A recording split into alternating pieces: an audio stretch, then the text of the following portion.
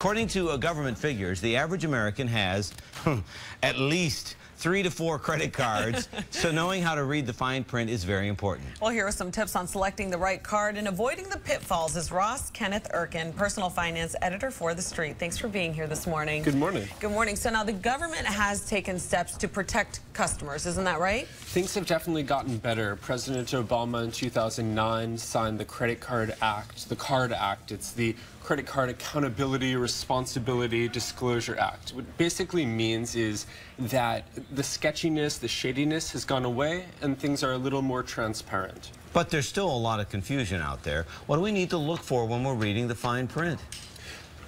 It's, you do need to be aware of it because you are party to clauses like the arbitration clause. Explain that. What is it like? What would that be? If you have beef with your credit card company, you're disgruntled about a particular matter, a raised interest rate, you can't take that company to court. And you certainly can't do so without filing for arbitration. Wait a minute, you can't. You cannot take that. And if you do file for arbitration, you're almost certainly not going to win. You can't fight City Hall. Huh. Okay, so now what do we need to know about late payments? So many people are trying to stretch their dollars. They can't make it on time. You're going to get nailed 2 ways, and it's right there in the fine print.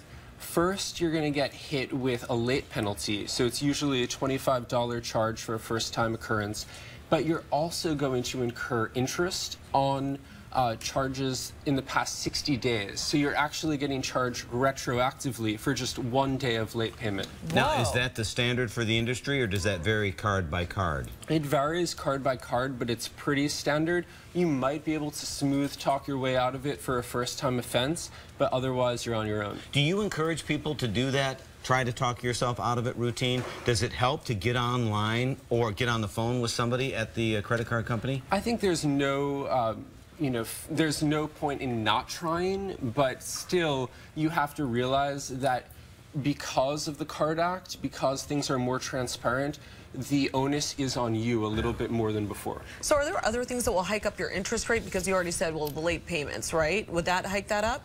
So get this, if you miss 2 payments in a row, you actually are going to get hit with penalty interest rates. So your interest rate might be an 11 APR or a 15 APR, but that could skyrocket steeply to 30% without your knowing it. More than double. That's crazy. Ouch. Yeah. So what are the key things we should look for when we're selecting a card before we even create a relationship with a company? Right, so there's not a one-size-fits-all for credit cards, but you do want to look at low interest rates. So an APR of 11 or less is a good standard. You also want reasonable penalties. So again, the $25 late fee charge for a first-time offense, $35 for a second is a good standard. And no annual fee, of course, we all like that. And then if they have a good rewards program, that makes it even better, right? Absolutely. If you can cater to your lifestyle, whether it's frequent flyer or retail shopping, you can reap those benefits. How many credit cards do you have? I have 5 credit cards, I think, so I'm a little above average, but no credit card debt.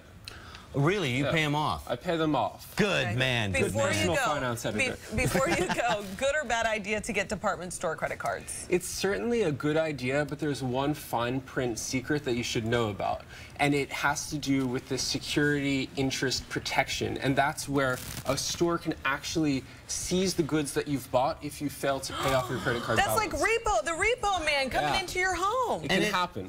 Good. How fine is that print? I mean, I've never seen that in my credit card. That's in the agreement, right? It's in plain view.